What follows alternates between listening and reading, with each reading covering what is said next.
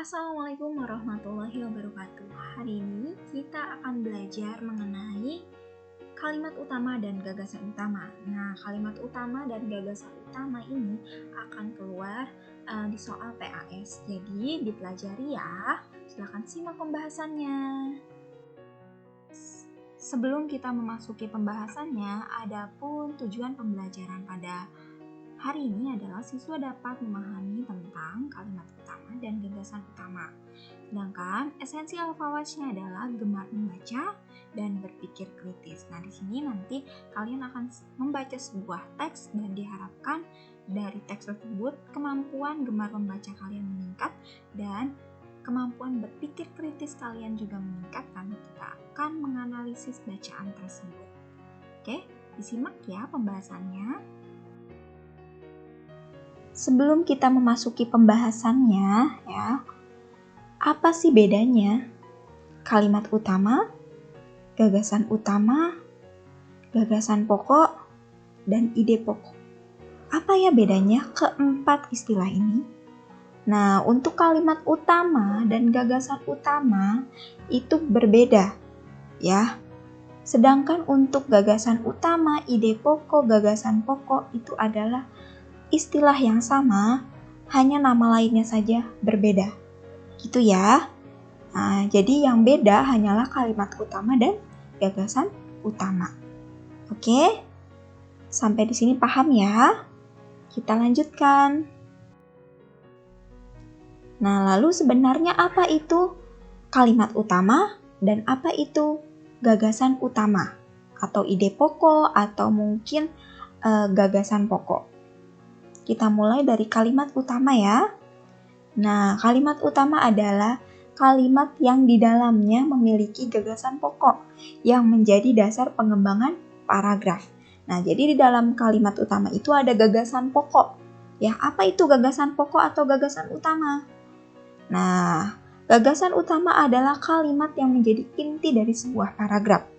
Ya, jadi dalam satu paragraf itu ada intinya atau hal yang menjadi pokok pikirannya yang disebut dengan gagasan utama atau gagasan pokok. Gitu ya.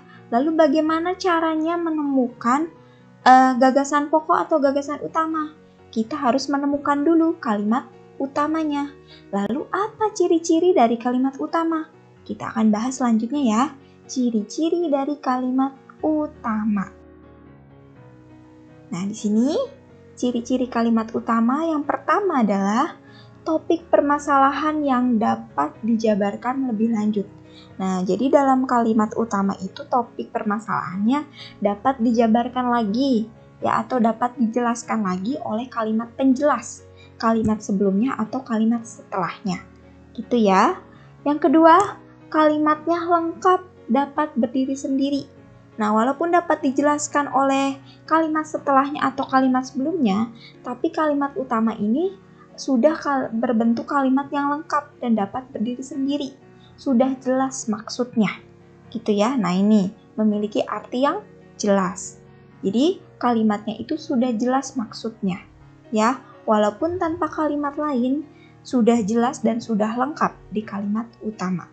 Namun, masih bisa dijabarkan atau dijelaskan lagi secara lebih luas oleh kalimat penjelas. Selanjutnya, tanpa kata sambung atau transisi. Nah, di dalam kalimat utama itu tidak ada kata sambung atau transisi. Contoh, ada kata dan, ada kata atau. Tidak ada ya di kalimat utama. Selanjutnya, pada paragraf induktif, kalimat utama ditandai dengan kata seperti sebagai kesimpulan, oleh karena itu, jadi, oleh sebab itu, dan dengan demikian. Nah, jadi kalau untuk paragraf induktif biasanya ditandai oleh kata-kata ini ya, yang diberi tanda kuning. Nah, paragraf induktif, masih ingat mengenai paragraf induktif? Ada induktif dan deduktif. Apa ayo bedanya? Nah, kita akan bahas ya perbedaan paragraf induktif dan paragraf deduktif. Nah, di sini bisa kalian perhatikan ya. Yang tadi Miss sampaikan induktif dan deduktif itu adalah jenis paragraf, ya. Jenis pengembangan paragraf. Jenis pengembangan paragraf itu ada 3. Deduktif, yaitu kalimat utamanya di awal paragraf. Nah, sedangkan induktif, kalimat utamanya di akhir paragraf. Nah, lalu ada lagi campuran. Paragraf campuran. Apa itu paragraf campuran? Yaitu kalimat utamanya ada di awal dan di akhir paragraf. Jadi ada di keduanya kalimat utamanya. Gitu ya. Boleh silakan yang belum mencatat mengenai jenis paragraf, boleh silakan dicatat ya. Baiklah, tadi kita sudah bahas materi dari gagasan utama dan kalimat utama ya. Nah, sekarang di sini ada soal kita akan bahas ya. Nah, tipsnya jangan membaca dulu teksnya, tetapi baca dulu pertanyaannya. Di sini pertanyaannya adalah ide pokok atau gagasan utama paragraf tersebut adalah menanyakan ide pokok. Nah, sekarang silakan boleh baca dulu teksnya ya. Baiklah, jika sudah dibaca teksnya, nah sekarang kita akan bahas tentang ide pokok ya yang ditanyakan tadi ya. Cara mencari ide pokok adalah cari dulu kalimat utama. Gitu ya. Nah, tetapi cara mencari kalimat utama tentunya kita harus tahu dulu posisi dari kalimat utama. Posisi dari kalimat utama terletak di awal, belakang atau akhir ya, dan juga campuran, yaitu awal dan belakang, atau ada di awal dan akhir. Nah, jadi posisi kalimat utama itu ada di awal paragraf, di belakang atau akhir paragraf, atau ada di keduanya, ya, yang kita sebut dengan campuran. Itu ya. Jika kita sudah mengenal posisi kalimat utama ada di mana, nah, di sini kita bisa singkat menjadi kalut, ya. Posisi kalimat utama ada di awal, belakang, atau campuran. Selanjutnya, bagaimana cara menemukan kalimat utama? Nah, tadi posisi kalimat utama kita sudah tahu ya. Nah, kita akan bahas dulu dari posisi kalimat utama di awal. Nah, yaitu dengan cara lihat kembali kalimat kedua. Ya, lihat kembali kalimat kedua. Kalimat kedua yang mana? Yaitu dari kalimat laporan yang ditulis dalam situs pemerintah lokal menyebutkan tanah longsor itu telah mengubur setidaknya 16 rumah di desa Ganpo, Provinsi Yunnan. Nah, itu kalimat kedua. Nah, silakan diperhatikan kalimat kedua. Di kalimat kedua ada tidak repetisi. Repetisi itu adalah kata yang diulang. Kata yang diulang dari kalimat pertama. Jadi, di kalimat kedua ada tidak kata yang diulang dari kalimat pertama. Itu ya. Lalu ada tidak kata tunjuk. Di kalimat kedua ada tidak kata tunjuk. Contoh kata tunjuk adalah kata ini, itu, dan tersebut. Selanjutnya ada tidak kata ganti orang. Nah, contoh dari kata ganti orang adalah ia, mereka, dan nya. Nah, di sini kalau kalimat utamanya ada di awal, ya. Jadi maksudnya jika menemukan salah satu ciri ini, ya, salah satu dari 3 ciri ini di kalimat kedua, berarti kalimat utamanya ada di awal, ada di kalimat pertama, ya, gitu ya. Selanjutnya, jika kalimat utamanya ada di belakang atau di akhir, apa yang harus kita lakukan? Yang harus kita lakukan adalah lihat kalimat akhir atau kalimat terakhir. Yang mana kalimat terakhir? Yaitu dari kalimat hal itu tentu membuat tim SAR kesulitan untuk melakukan evakuasi korban. Nah, itu kalimat terakhirnya ya. Nah, di kalimat terakhir ada tidak kalimat simpulan ya yang ditandai oleh kata oleh karena itu, oleh sebab itu, dengan demikian, jadi, dan kata bahkan. Nah, jika menemukan salah satu ciri kata simpulan di kalimat terakhir paragraf, berarti kalimat utamanya di akhir. Gitu ya. Oke, selanjutnya, jika menemukan ciri dari kalimat awal dan kalimat belakang atau akhir, maka kalimat utamanya adalah campuran. Nah, jika menemukan ciri dari kalimat utama yang di awal, ciri-ciri kalimat utama yang di awal, lalu kita misalnya juga menemukan ciri-ciri dari kalimat utama yang di akhir atau di belakang, berarti kalimat tersebut, paragraf tersebut termasuk kalimat utamanya, yaitu kalimat campuran ya. Kalimat utamanya terletak di awal dan di akhir paragraf. Oke, kita akan buktikan ya. Kalimat awalnya adalah wilayah barat daya Cina mengalami musibah tanah longsor. Ya, lihat lagi kalimat keduanya. Ada tidak repetisi? Ada ya, ada repetisi di situ. Yaitu ada kata tanah longsor. Ya, di kalimat pertama ada tanah longsor. Di kalimat kedua juga ada tanah longsor. Berarti ada repetisi, ada kata yang diulang ya. Lalu selanjutnya ada kata itu. Di kalimat kedua ada kata itu yang menunjukkan sebagai kata tunjuk ya. Jadi jika ada kata tunjuk di kalimat kedua, berarti kalimat utamanya ada di awal ya. Tapi sebelumnya kita cek dulu ya, kita periksa dulu kalimat akhirnya.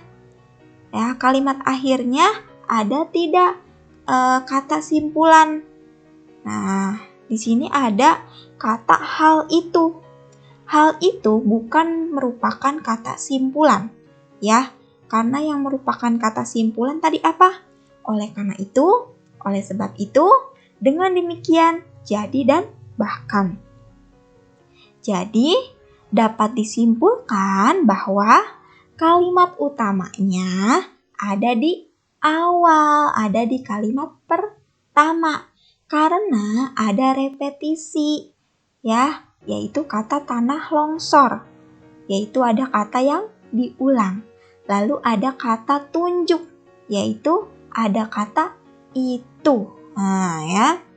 Jadi, kita sudah menemukan nih kalimat utamanya, yaitu wilayah barat daya Cina mengalami musibah tanah longsor.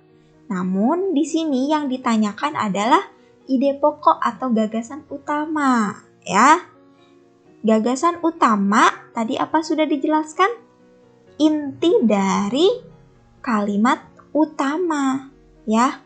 Gagasan utama adalah inti dari kalimat utama. Yuk coba di antara pilihan A, B, C, dan D yang mana termasuk inti dari kalimat utama? Apakah yang A? Bukan yang A ya. Kalimat utamanya tidak membahas situs pemerintahan Cina. Apakah yang B? Bukan juga. Tidak membahas kesulitan korban. Tidak membahas kesulitan evakuasi korban. Apakah yang C? Bukan juga ya. Tidak membahas tim SAR. Nah, yang D betul nih, membahas musibah longsor di Cina. Ya, sudah paham kan mengenai kalimat utama dan gagasan utama? Ya, coba kita akan membahas satu atau dua soal lagi ya. Baiklah, untuk pertanyaan kedua, di sini ada sebuah teks. Pertanyaannya, temukanlah kalimat utama dan gagasan pokok atau gagasan utama dari teks tersebut. Ya, silakan dibaca teksnya yang berjudul Eceng Gondok. Nah, bagaimana? Menurut kamu kalimat utamanya di mana nih? Di awal, di akhir, atau di keduanya? Ya, kita lihat dulu kalimat pertamanya nih. Eceng gondok atau nama latinnya Echornia crassives termasuk dalam kelompok Guima perairan. Nah, untuk kalimat keduanya. Nah, kalimat kedua ingat harus diperhatikan baik-baik. Tanaman ini memiliki kecepatan berkembang biak vegetatif yang sangat tinggi, terutama di daerah tropis dan subtropis. Nah, di situ ada kata ini. Nah, di kalimat kedua ada kata ini, yaitu berupa kata tunjuk. Tadi sudah dijelaskan, kalau di kalimat kedua ada kata tunjuk, berarti kalimat utamanya ada di mana? Di awal ya, di awal paragraf, yaitu berarti kalimat utamanya ya adalah kalimat yang awal atau kalimat yang pertama. Nah, kalimat utamanya ini ya. Lalu gagasan utamanya apa atau gagasan pokoknya? Gagasan pokok adalah inti dari kalimat utama atau biasa agar lebih sederhana lagi, gagasan pokok adalah yang lebih singkat dari kalimat utamanya, ya, dapat menjadi kalimat yang lebih singkat dari kalimat utama. Nah, ini eceng gondok termasuk kelompok tanaman gulma perairan. Ini gagasan pokoknya ya. Nah, kita sudah menemukan nih kalimat utama dan gagasan pokoknya. Nah, jenis kalimatnya apa? Kalau kalimat utamanya ada di awal, jenis kalimatnya adalah deduktif karena kalimat utamanya di awal paragraf. Gitu ya. Oke, coba kita akan bahas satu soal lagi ya. Baiklah, ini ada sebuah teks. Nah, pertanyaannya, kalimat utama teks di atas adalah, nah, silakan dibaca teksnya ya. Nah, silakan coba perhatikan kalimat awal dan kalimat akhir. Ya, kalimat awalnya yaitu kalimat pertamanya adalah bersosialisasi menjadikan seseorang peka pada reaksi sosial dan segala peristiwa di sekitarnya. Nah, di situ ada kata dan. Tadi sudah dijelaskan bahwa ciri dari kalimat utama tidak ada kata sambung atau transisi.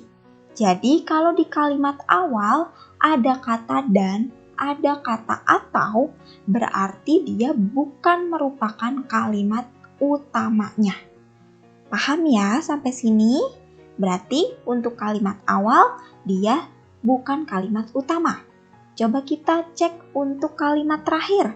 Kalimat akhirnya yaitu jadi cukup banyak manfaat yang diperoleh dengan menjalin sosialisasi antar sesama. Nah, ini sudah sangat terlihat ada kata jadi yang merupakan dari ciri dari kalimat simpulan. Ya, jadi sudah dipastikan kalimat utamanya adalah ada di kalimat terakhir ya. Nah, kalimat utamanya ada di akhir paragraf. Kalau kalimat utamanya ada di akhir paragraf, berarti jenis paragrafnya apa? Jenis pengembangan paragrafnya apa? Yaitu induktif. Jenis paragrafnya adalah induktif, yaitu kalimat utamanya ada di akhir paragraf. Gitu ya. Paham sampai sini untuk kalimat utama dan gagasan utama? Oke, baiklah, silakan dipahami lagi dari awal pembahasan sampai pembahasan yang ini ya. Alhamdulillahirobbilalamin, selesai sudah pembahasan kita. Silakan dicatat materinya ya. Kalau ada yang belum dipahami, silakan boleh chat Miss Leni atau silakan komentar di kolom komentar ya. Jangan lupa, silakan untuk kehadiran chat di kolom komentar dengan format nama lengkap dan kelas. Miss Leni akhiri, kurang lebihnya mohon maaf. Wassalamualaikum warahmatullahi wabarakatuh.